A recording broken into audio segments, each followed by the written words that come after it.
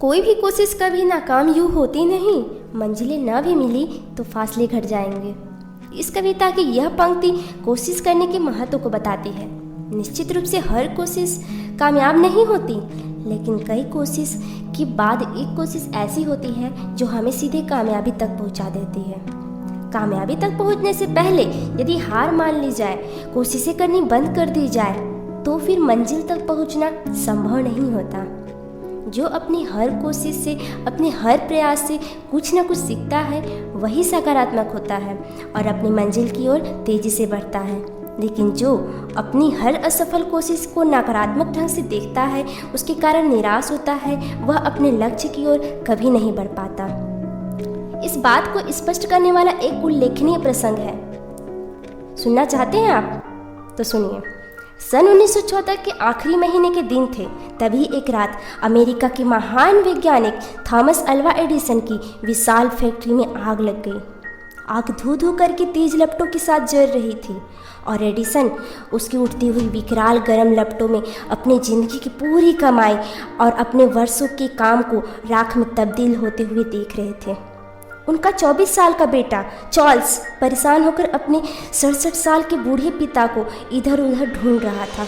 अपने बेटे पर नजर पड़ते ही एडिसन ने चिल्लाकर उससे कहा, चार्ल्स, अपनी माँ को जल्दी से बुला कर लाओ। वो अपनी जिंदगी में इस तरह का दृश्य दोबारा कभी नहीं देख पाएंगी। सुबह होते होते थॉमस एडिसन के सारे सपने और उनसे जुड़ी सारी आशाएं राख हो चुके थे। लेकिन एडिसन राख की उस ढेर में से फीनिक्स पक्षी की भांति एक नए रूप में बाहर आए। दंत कथाओं के अनुसार फीनिक्स पक्षी अपने जीवन चक्र के अंत में खुद के इर्द गिर्द लकड़ियों व टहनियों का घोंसला बनाकर उसमें जल जाते हैं। फिर उसी राख से एक नए फीनिक्स का जन्म होता है। इस विनाश को देखने के लिए वहां एकत्रित हुई भीड़ में एडिसन पूरे जोश व होश के साथ यह घोषणा की कि विध्वंस के बाद हानि नहीं, लाभ होता है। हमारी सारी गलतियां इस आग में जलकर राख हो गई है। ईश्वर को धन्यवाद कि इसके कारण हम दोबारा नई शुरुआत कर सकते हैं। फिर इस विध्वंसक घटना के कुछ दिनों बाद उनकी कंपनी ने अपना पहला फोनोग्राफ तैयार कर लिया। निश्चित रूप से एडिसन के पास जो था वह तो खत्म हो चुका था, लेकिन भविष्य तो अभी बाकी था। साधन भले ही एडिसन के जलकर नष्ट हो गए थे, लेकिन समय अभी भी उसके साथ था। आग की भीषण ज्वालाओं में एडिसन ने अपने साधनों को गंवाया था, लेकिन अपने अनुभव को नहीं। फिर इन्हीं अनुभवों के सहारे उसने फिर से एक नई शुरुआत की और उसमें वह सफल हो गया। इससे यह सीख मिलती है कि विफलता में रोने वाला मनुष्य होता है, लेकिन उस परिस्थिति में भी हंसने वाला देवता होता है, ज्ञानवान होता है। विद्वान व्यक्ति यह जानता है कि सफलता के बीज असफलताओं की खाद व मिट्टी में ही पलते बढ़ते हैं। इन बीजों को पनपने में समय लग सकता है, लेकिन जितना समय इन बीजों को असफलताओं की खाद मिट्टी से जूझते हुए पनपने में लगता है, उतने ही ये मजबूत होते हैं। और जितना कम समय में इन बीजों को पनपने में लगता है, उतने ही ये कमज़ोर होते हैं।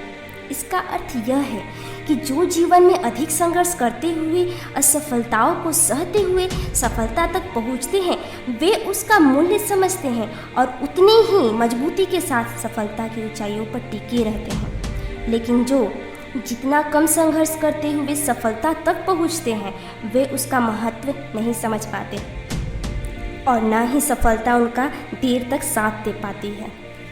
प्रकृति में हमें अपने उदाहरण से एक सीख देती है कि जीवन में हमें सब कुछ मिल सकता है और जो कुछ भी महत्वपूर्ण व बहुमूल्य हमें मिलता है, उनमें से भी हमें बहुत कुछ गंवाना पड़ता है। उदाहरण के लिए बसंत ऋतु की शुरुआत होते ही आम के पेड़ बोर से लग जाते हैं। यदि उस दौरान फूलों से लदे हुए बोराएं यानी आम के पेड़ों को ध्यान से देखा जाए, तो आम के पेड़ की छोटी छोटी टहनियों पर हरे, पीले, धानी रंग की छोटी छोटी मणिकों वाली इतनी सारी मंजरियाँ लटकी रहती है कि आम के पत्तों को भी ठीक से देख पाना मुश्किल होता है। और आम के इन पेड़ों के नीचे बौर के इतने फूल गिरे होते हैं कि उन्हें देखकर लगता है कि पेड़ ने अपनी छाह में एक सुंदर आसन बिछा लिया है। जब लोग उन आम के पेड़ों के नीचे से गुजरते हैं, तो उनकी नाक में एक अजब किस्म की मादकता भर जाती है और चारों ओर फैलने वाली आम की बौर की मीठी खुशबू कोयल को भी कूकने पर विवश कर देती है। एक तो आम के बोर की मीठी खुशबू और ऊपर से कोयल की मधुर कूकने का स्वर, दोनों ही मिलकर मन में अमृत का रस घोल देते हैं। यहाँ सोचने की बात केवल इतनी नहीं है कि क्या आम के सारे बोर आम के मीठे रसीले फलों में तब्दील हो पाएंगे? यदि हो भी गए तो क्या पेड़ की डाली इतने आमों का बोझ संभाल पाएगी? यहाँ यह भी सोचना होगा कि क्या आम की पेड़ इन बोरों की टूटकर जमीन पर गिर जाने का शोक मनाए? यह मानकर चले कि प्रकृति का यह नियम ही है कि पुराने पत्तों के झड़ने के बाद ही नए पत्ते आ पाते हैं। यदि नया बनना है तो न केवल पुराने को नष्ट होना होगा, बल्कि जो नया बनने की प्रक्रिया में है उनमें से ही कुछ को नष्ट होना होगा।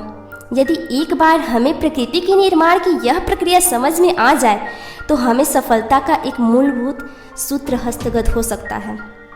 दरअसल असफलता का प्रकृति में कोई अस्तित्व होता ही नहीं है। यदि थोड़ा बहुत अस्तित्व होता भी है तो केवल समाज में। समाज ने भी सफलता और असफलता को अपने ढंग से परिभाषित कर रखा है। उसकी इस परिभाषा के दो मुख्य आधार हैं, पहला है कर्म और दूसरा है उद्देश्य। यदि कर्म करते हुए उद्देश्य की प्राप्ति हो गई तो व्यक्ति सफल हो गया, और यदि कर्म करते हुए उद्देश्य की प्राप्ति नहीं हो पाई तो व्यक्ति असफल हो गया। लेकिन इतिहास पर दृष्टि डाली जाए तो पता चलता है कि समय ने असफलताओं की भी पूजा की है, उनका भी यशोगान किया है और उन्हें नमन किया है। जो हम चाहते हैं उसे पाना ही सफलता नहीं कहलाता। यदि ऐसा होता तो सुभाष चंद्र बोस भी भारतीय इतिहास का एक स्वर्णिम अध्याय नहीं बन पाते। यहाँ तक कि ICS यानी वर्तमान में IAS बनने को उस समय हिंदुस्तान के नौजवानों की जिंदगी की सबसे बड़ी सफलता माना जाता था। वे उसमें सफल हुए। बाद में अपनी उसी सफलता को छोड़कर वे देश की आज़ादी के काम में लग गए। इसमें वे जीते जी सफल ना हो सके। फिर भी देश आज उनकी IAS की नहीं, उनकी देशभक्ति की पूजा करती है।